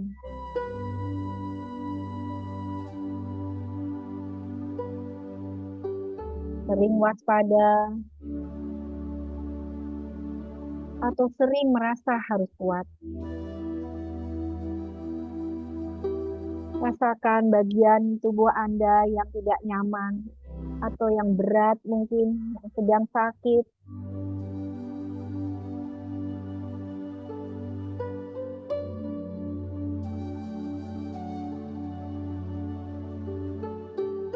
Rasakan tubuh itu yang selalu waspada, sering merasa harus kuat. Tidak perlu membayangkannya dengan jelas.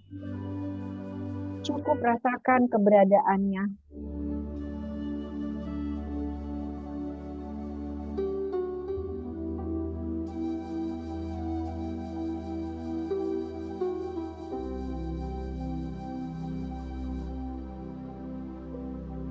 Dalam hati, sapa bagian itu dengan lembut.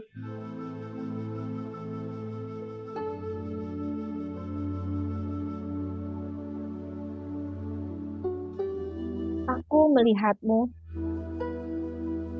Terima kasih sudah bertahan sejauh ini.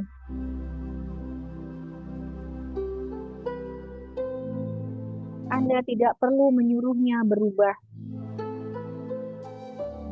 Tidak perlu menenangkannya secara paksa. Cukup katakan, Sekarang kamu tidak sendirian. Aku bersamamu.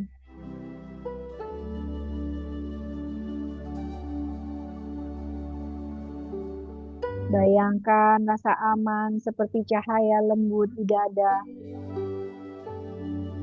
Anda bisa pegang dada Anda dengan tangan kanan Anda. Bukan cahaya yang menyilaukan, tapi cahaya yang hangat dan tenang. Setiap kali menarik nafas, cahaya itu menguat. Setiap kali menghembuskan nafas, tubuh semakin melunak.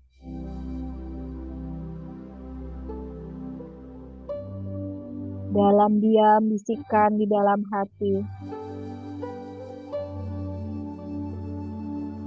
Aku aman saat ini. Aku tidak harus sempurna untuk diterima. Aku boleh beristirahat. Biarkan kalimat ini turun ke tubuh.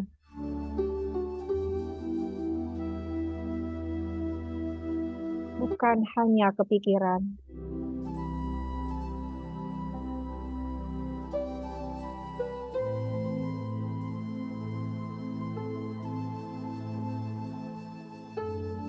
Diamlah bersama rasa aman ini.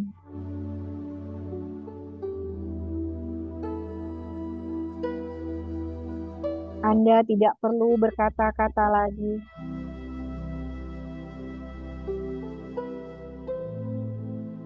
Diamlah sejenak bersama nafas ini.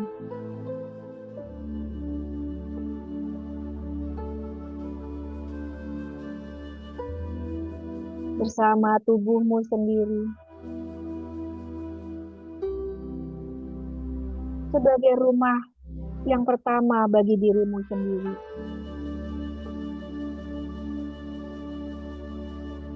Biarkan rasa aman mulai tumbuh di dalam dirimu.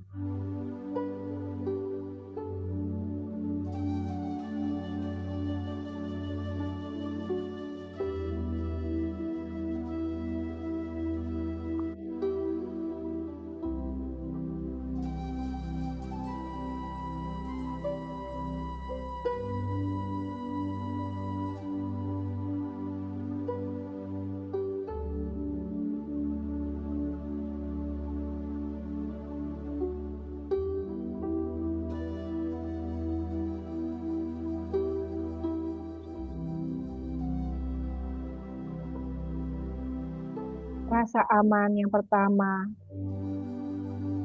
rumah pertama yang perlu aman adalah diri Anda sendiri, sahabat. Dari sanalah rumah di luar perlahan bisa berubah.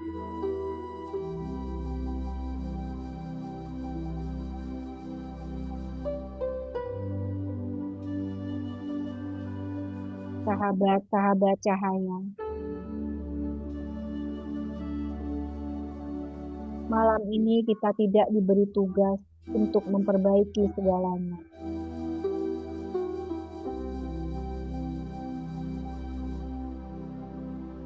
Kita hanya diajak untuk melihat dengan jujur dan hadir dengan lembut.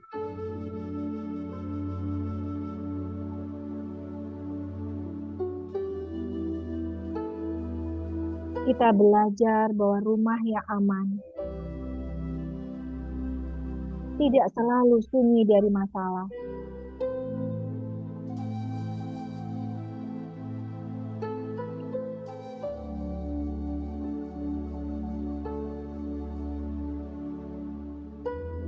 Rumah yang aman bukan rumah yang sempurna.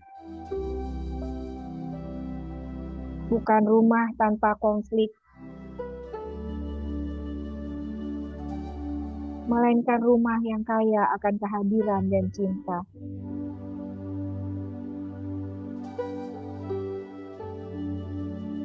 Kehadiran untuk mendengar tanpa menghakimi.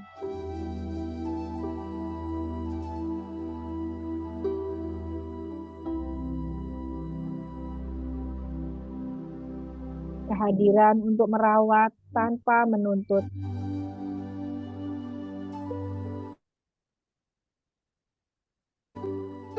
Kehadiran untuk tetap tinggal, meski tidak semua hal langsung selesai.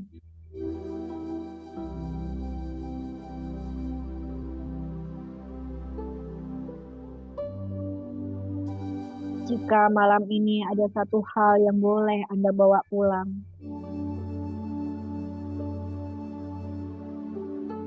itu adalah kesadaran bahwa Anda tidak harus menjadi sempurna untuk menjadi rumah yang aman. Cukup mulai dari diri yang mau jujur, mau hadir,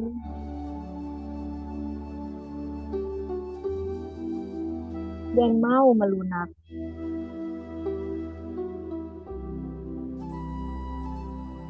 Karena ketika satu hati mulai aman,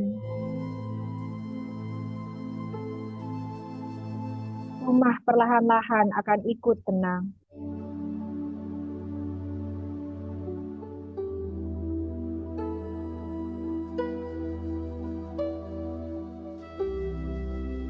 Mari pulang, sahabat. Menjadikan rumah bukan sekedar tempat tinggal, tetapi ruang aman bagi hati untuk beristirahat.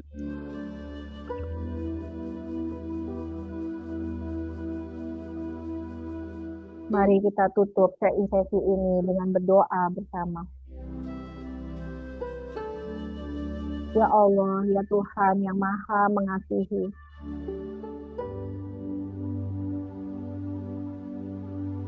terima kasih atas waktu hening yang Kau izinkan kami alami malam ini. Terima kasih atas kesadaran yang Kau tumbuhkan perlahan di dalam hati kami. Jika selama ini rumah kami belum sepenuhnya menjadi tempat yang aman, ajarkan kami untuk tidak saling menyalahkan, melainkan mulai saling memahami.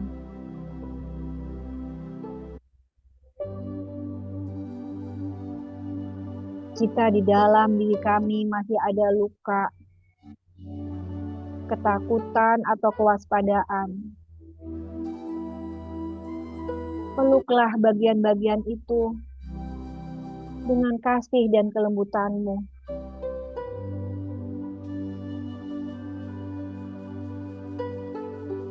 Ajarkan kami menghadirkan diri ini dengan lebih tenang, berbicara dengan lebih lembut, dan merespon hidup dengan lebih sadar.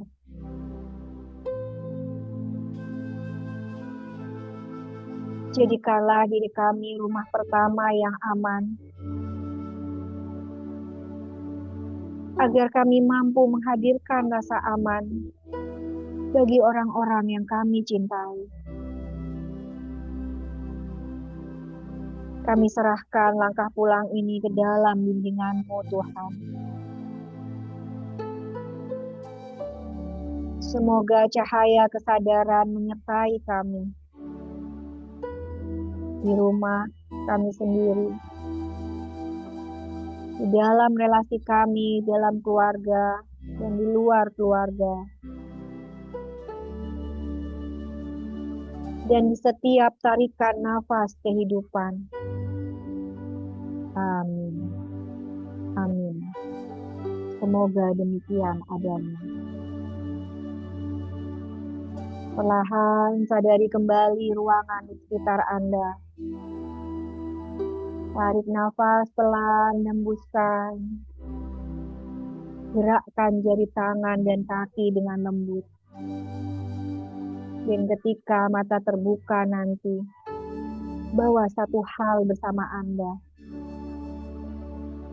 Rumah pertama yang perlu aman adalah diri Anda sendiri. Dari sanalah rumah yang di luar perlahan akan bisa berubah. Terima kasih sahabat sudah hadir di Garden Life malam ini, Garden of Light malam ini. Semoga semakin hari taman di hati kita semakin bercahaya. Sampai waktunya kita pulang pada Sang Pencipta. Rahayu, rahayu, rahayu. Kita nyanyi satu lagu keluarga ya Pak Rahmat. Harta yang paling berharga adalah keluarga. Yuk dibuka semua yuk kita nyanyi. Tiara, dibuka audionya kita nyanyi bersama. Semoga ini menutup malam kita hari ini. Tidur kita akan lebih nyenyak karena kita sudah punya rumah yang aman yaitu di dalam diri kita sendiri.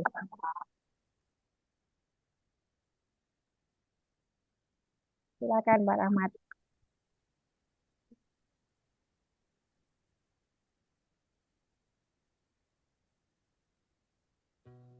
Harta yang paling berharga adalah keluarga. Tahu kan ya lagu itu ya? Keluarga Cemara. Mutiara yang adalah keluarga. Yuk kita nyanyi bareng-bareng. Yang paling senang nih lagu ini.